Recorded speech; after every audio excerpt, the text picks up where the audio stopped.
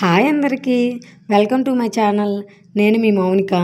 ఈరోజు వీడియోలో మనం వినాయకుడికి ఎంత ఇష్టమైన కుడుములు మరియు ఉండ్రాళ్ళు ఎలా ప్రిపేర్ చేసుకోవాలో చూద్దాం రండి.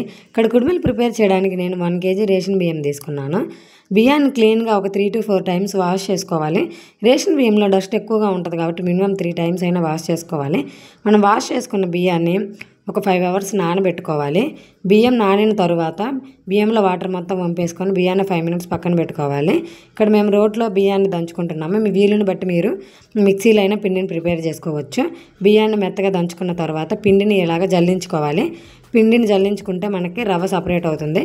సపరేట్ అయిన రవ్వని మనం మళ్ళీ ఇలాగ రోట్లో వేసుకొని దంచుకోవాలి. ఈ ప్రాసెస్ని క్వాంటిటీని బట్టి 5 times 6 times అలా 7 times రిపీట్ చేస్తూ ఉంటే మనకి పిండి అనేది ఒదుగుతుంది. ఇప్పుడు పిండిని కలుపుకోవడానికి బెల్లం వాటర్ ప్రిపేర్ చేసుకోవాలి. ఇక్కడ బెల్లం వాటర్ ప్రిపేర్ చేయడానికి నేను 2 glasses ఆఫ్ వాటర్ తీసుకొని హీట్ చేసుకుంటున్నాను. వాటర్ హీట్ అయ్యేలోపు 1 kg బియ్యానికి 1/2 kg బెల్లం వరకు పడుతుంది. బెల్లాన్ని ఇలా మెత్తగా స్మాష్ చేసుకోవాలి. బెల్లం స్మాష్ చేసుకున్న తర్వాత బెల్లంతో పాటు 2 tablespoons బియ్యం రవ్వను కూడా హాట్ వాటర్లో యాడ్ చేసుకొని లో ఫ్లేమ్లో బెల్లం కరిగే వరకు తిప్పుకుంటూ ఉండాలి.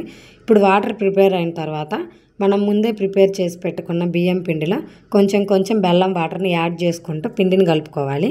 పిండిని ఉండలు లేకుండా కలుపుకుంటూ ఉండాలి.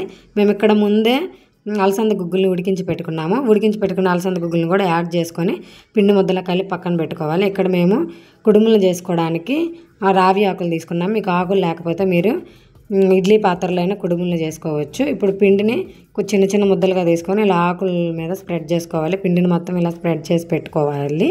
ఇక్కడ మేము ముందే ఒక పాత్రలో వరిగడ్డి మరియు వాటర్ వేసుకొని ప్రీహీట్ చేసి పెట్టుకున్నాము.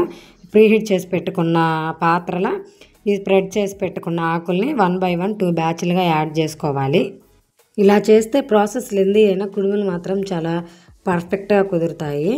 ఇప్పుడు మనం కుడుములన్నీ వేసుకున్న తర్వాత మూత పెట్టుకొని మధ్యలో ఉడికాయో లేదో చెక్ చేసుకుంటూ ఉండాలి. కుడుములు ఉడకడానికి మనకి క్వాంటిటీని బట్టి నియర్లీ 45 minutes to 1 hour అయినా పడుతుంది. ఇప్పుడు చూడండి, కుడుములు చాలా సాఫ్ట్గా ఉడికిపోయాయి. ఉడికిన కుడుముల్ని ఒక 5 minutes పక్కన పెట్టుకొని ఆకుల నుంచి కుడుములను సపరేట్ చేసుకోవాలి.